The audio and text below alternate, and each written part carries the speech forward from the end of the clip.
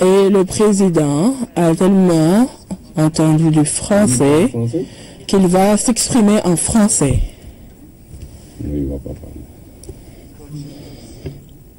Co-président, Excellences, Mesdames et Messieurs, j'aimerais tout d'abord vous remercier les co-présidents, président Macky Sall, président Emmanuel Macron, pour avoir convié le Ghana à prendre part à cette rencontre importante. J'ai décidé d'accepter l'invitation pour venir à Dakar, cette belle ville, pour une raison simple. Je pense que les questions que nous discutons ici sont les défis majeurs de notre continent, l'éducation. Nous avons la population la plus jeune sur la planète. Nous avons la population la plus jeune dans le continent le plus riche, mais vivant dans les conditions les pires à travers le monde. Et ce paradoxe doit être démantelé via l'éducation. Nous devons nous assurer que tous les jeunes enfants, filles et garçons, les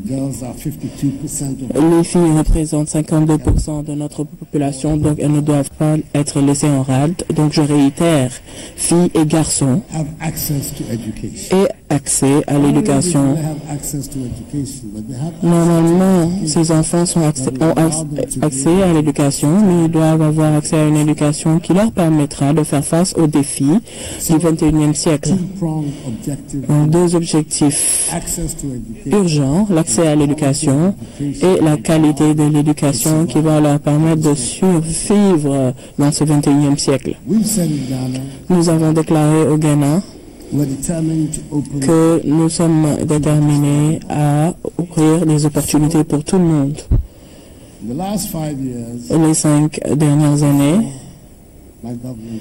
avant mon accession à la magistrature suprême, chaque année, à peu près 100 000 jeunes étudiants ghanéens n'étaient pas en mesure de passer du collège au lycée. Et la raison était financière. La plupart d'entre eux avaient les qualifications, mais leurs parents n'étaient pas en mesure de supporter les coûts de l'enseignement supérieur. Et à ce moment de l'histoire de notre pays, l'État du Ghana doit porter ce fardeau. Donc, en date de septembre dernier, le lycée est devenu gratuit au Ghana.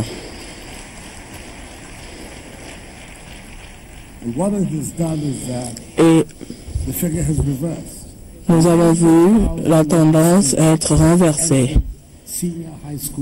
95 000 étudiants ont pu aller au lycée et cela a été une réalisation majeure. Et nous devons nous assurer que le système éducatif, c'est-à-dire du jardin d'enfants au primaire, au secondaire et même l'université, sont ouverts pour tous. Et nous devons ensuite faire face à la question de la qualité de l'éducation qui va préparer cette population jeune pour le 21e siècle qui les attend. Nous avons conscience du 21e siècle et de ses défis, c'est-à-dire les révolutions scientifiques, mathématiques et numériques. Nous l'avons vu dans le développement des économies en Asie, Chine, Inde, Japon, Corée. Et nous devons être en mesure d'apporter ces changements, faire cette transition de la pauvreté à la prospérité. Nous avons également un impératif qui nous a réunis ici. Comment est-ce que nous devons financer l'éducation? Je vais dire quelque chose. J'espère les contributeurs pour l'éducation de l'Afrique ne seront pas vexés. Nous ne pouvons pas dépendre des autres pour financer l'éducation de nos pays.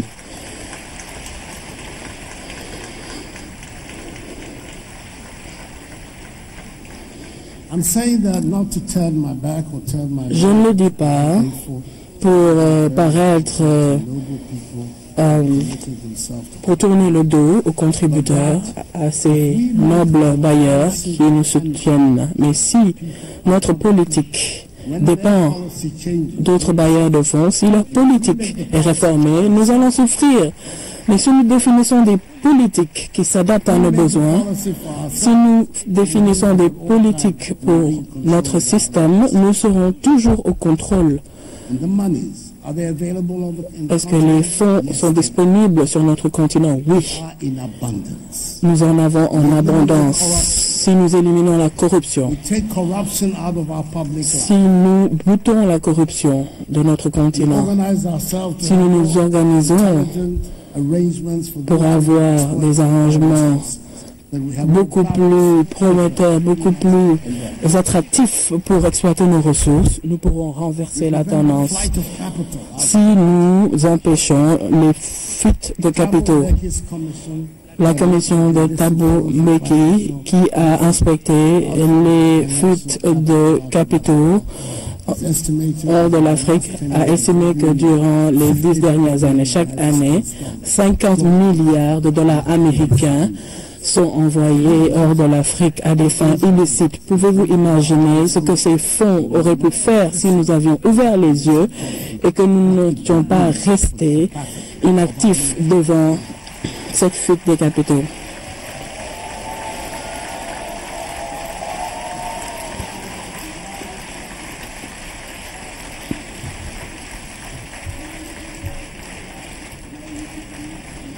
So that is our challenge.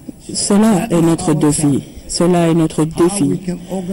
Comment est-ce que nous pouvons nous organiser pour nous assurer que les richesses, les nombreuses richesses de ce continent, pour la première fois dans l'histoire moderne, est utilisée pour servir les populations dans le continent et pas ailleurs?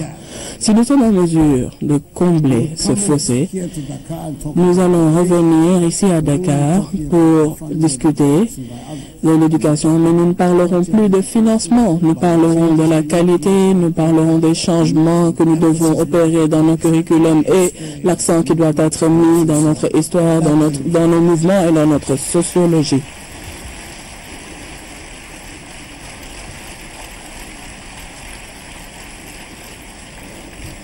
So that I am not misunderstood. Pour que je ne sois pas incompris, tous ces contributeurs, ceux qui se sont engagés, vous êtes les bienvenus. Mais je pense qu'il est très important pour nous de changer notre état d'esprit. Nous avons les capacités en nous pour nous développer et promouvoir l'intérêt de notre continent. Nous-mêmes, faisons-le. Merci.